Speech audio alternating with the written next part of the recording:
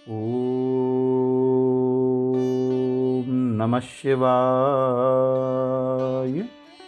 श्रीलिंग महापुराण 34वां अध्याय। योगी की प्रशंसा। भगवान बोले, आज मैं तुम लोगों से सब कथा कहूँगा। मैं अग्नि हूँ, मैं सोम का कर्ता हूँ। मैं सोम हूँ जो अग्नि का आश्रय है। अग्नि होम के द्वारा जो कुछ प्राप्त करके वह ले जाती है, इनसे वह लोक अर्थात विश्व में है। अग्नि बार बार सब चर और अचर सब जगत को जलाती है।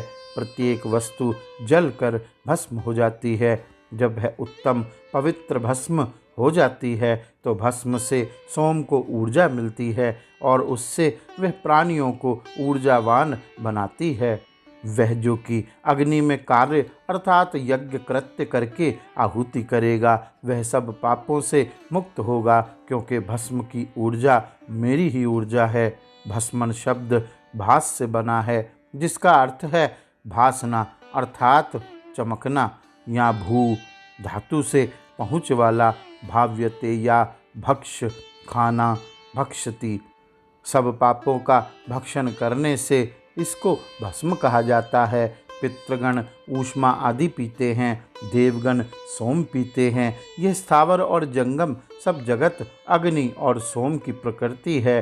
अग्नि सोमात्मक है। मैं महातेजस्वी अग्नि हूँ। यह महान उमा सोम है। मैं अग्नि और सोम एक साथ हूँ। मैं पुरुष भी हूँ और प्रकृति भी हूँ। हे महाभाग, अतः भस्म मेरा वीर्य कहा जाता है। मैं अपने शरीर से अपना वीर्य धारण करता हूँ। तब से लोगों की अशुभ अवसरों में और सूतिका ग्रहों में भस्म रक्षा करती है। जिसका शरीर भस्म स्नान से पवित्र है, जिसने क्रोध को जीत लिया और इंद्रिय जीत है, वह मेरे समीप आकर फिर कभी वापस नहीं लौटता है। मेरा सायुज्य प्राप्त कर लेता है। पाशुपत योग और कपिल का सांख्य योग मेरे द्वारा विकसित हुआ है। यह पाशुपत संस्कार पहले पूर्ण रूप से मेरे द्वारा बनाया गया, बाद में जीवन के चारों आश्रम ब्रह्मा ने बनाए।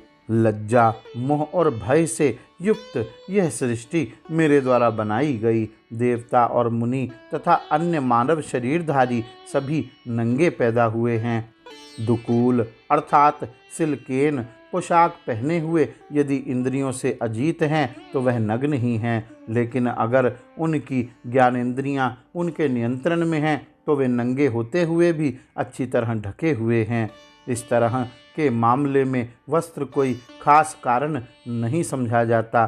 क्षमा, धैर्य, अहिंसा और वैराग्य, मान और अपमान दोनों में समान भाव रखना, ये सब शरीर के उत्तम कवर हैं। भस्म स्नान से जिसका शरीर पवित्र है, जो मन से शिवजी का ध्यान करता है, वह यदि हजारों गलतियां करके जो भस्म स्नान कर लेता है अर्थात पूरे शरीर में लगा लेता है, तो भस्म से उसके सब पाप उसी प्रकार भस्म हो जाते हैं जैसे अग्नि से वन भस्म हो जाता है। इसलिए एक दिन में 3 बार स्नान करने वाला गणपति की हैसियत प्राप्त करता है।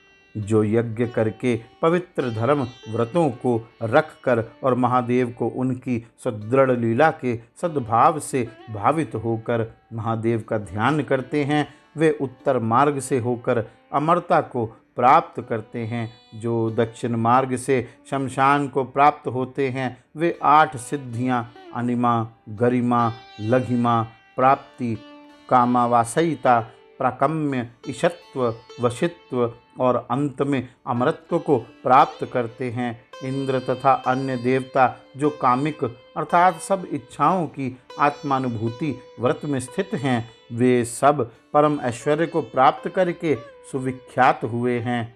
जो मद, मोह रहित, राग, तामस और राजस दोष से रहित स्वभाव वाला है, वह पाशुपत योग का सदैव भक्त होता है। उसे सब पापों को नाश करने वाले इस पाशुपत व्रत का ध्यान करना चाहिए। जो पवित्र होकर, जितेंद्रिय होकर, श्रद्धा रखते हुए इसको पढ़ता है, वह सब पापों से मुक्त एवं विशुद्धात्मा होकर रुद्रलोक को जाता है। उन सब मुनियों ने, वशिष्ठ और अन्य तथा अन्य उत्तम ब्राह्मणों ने अपने अपने शरीर पर भस्म लगाकर शुद्ध अंग वाले और सब इच्छाओं से रहित वितराग को हो गए। वे सब कल्प के अंत में शिव जी के तेज से रुद्रलोक को चले गए। इसलिए मलिन अर्थात गंदे लोग भी पूज्य हैं, वे निंदा के योग्य नहीं हैं। श्रेष्ठ ब्राह्मण लोग चाहे रूपवान या मलिन हो, वे भी पूज्य हैं, वे भी योगेंद्र हो सकते हैं।